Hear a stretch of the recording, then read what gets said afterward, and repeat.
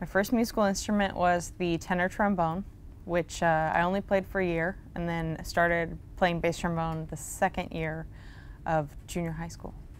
And I actually quit playing when I got to high school to be a cheerleader, which I don't think most people on the jazz cruise can say. I missed it so much I started playing again, and immediately was stuck back on bass trombone, which was fine by me because I love low notes. And someone handed me a tuba. I learned to play that, euphonium. In college I had to learn how to play piano. You know, it just kind of grew from there.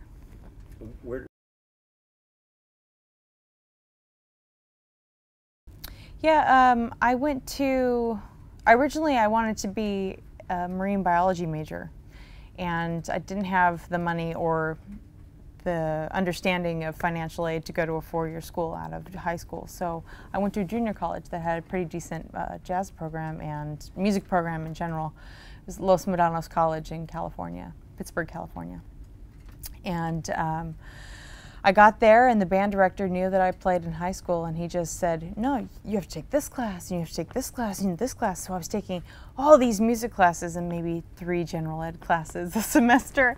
And it took me 3 years to get out of a 2-year program because of this, but I came out with so much more knowledge about music and so much more of a love. And it was a combination of training and hanging out with people that had just a common interest. We all wanted to play better.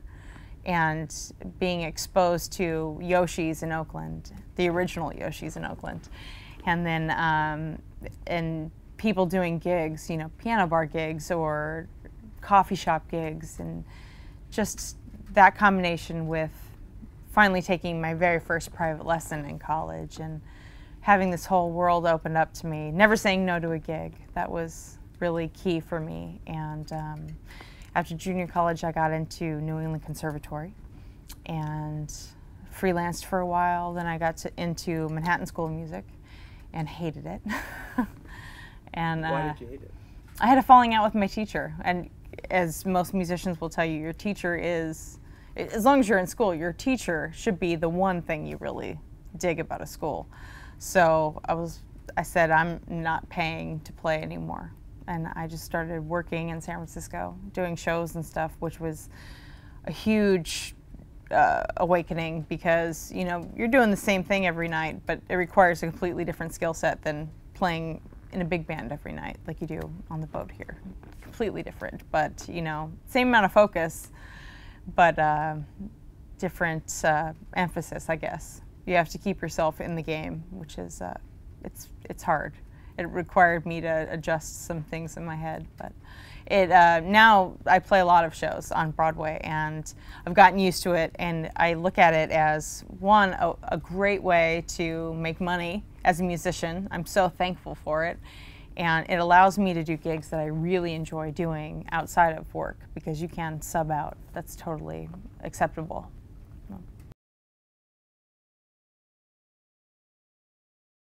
Oh, well, I had a great teacher at the junior college. He was a fabulous educator, and he's the first person that taught me, I think, the most important lesson that I've learned as a musician was being on time is being late, being early is being on time.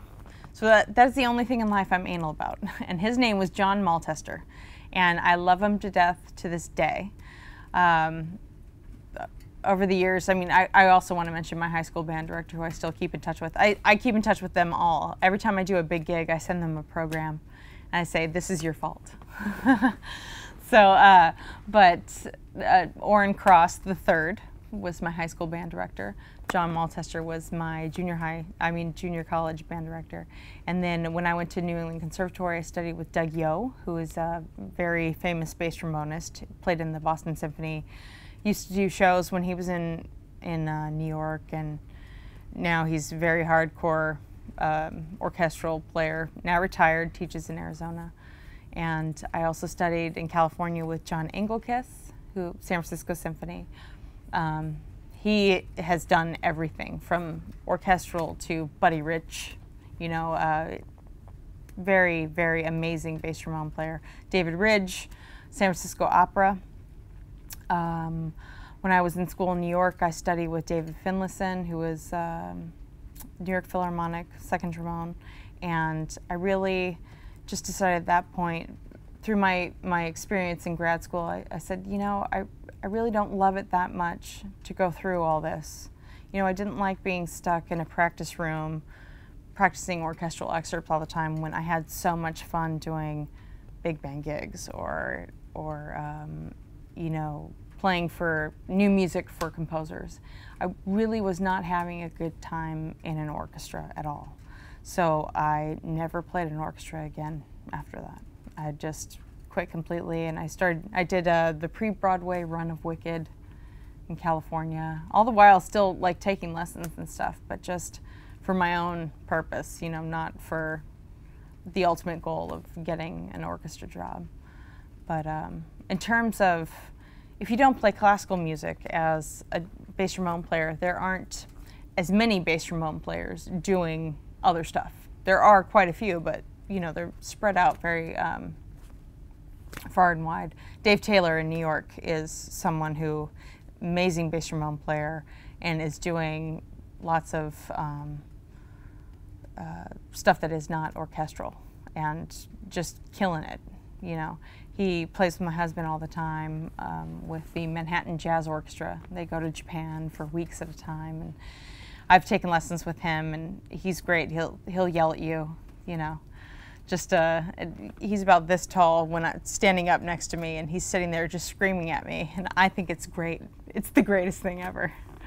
And in LA, Bill Reichenbach, he's on just about every record there is coming out of LA, and he's insane. And you know, those are the people that I would love to be able to play like one day for about an hour, and I would probably die happy.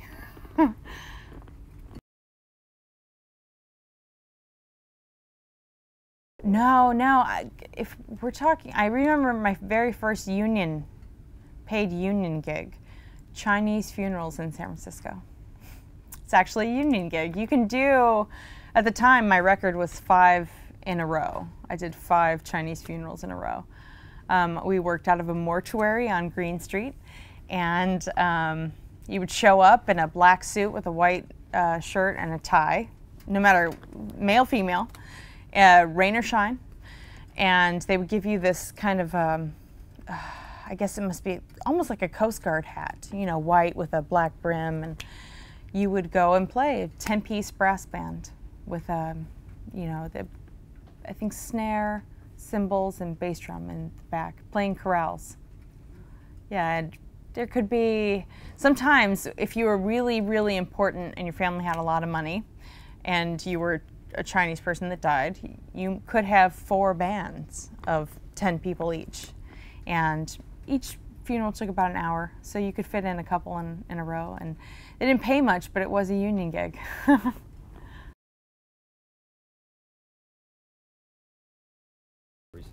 Right now I'm playing Beautiful, the Carole King musical. It's based on her life story, as well as her relationship with Jerry Goffin, and 2 great singer-songwriters. Plus, on a side story is Cynthia Weil and Barry Mann, and just great stories. It's a very good hang, and everyone in the band is thankful to be there, thankful to have a job, and you know, we're enjoying ourselves. But it allowed me to come here. It allowed me to hopefully go on tour this summer with the band that I play with.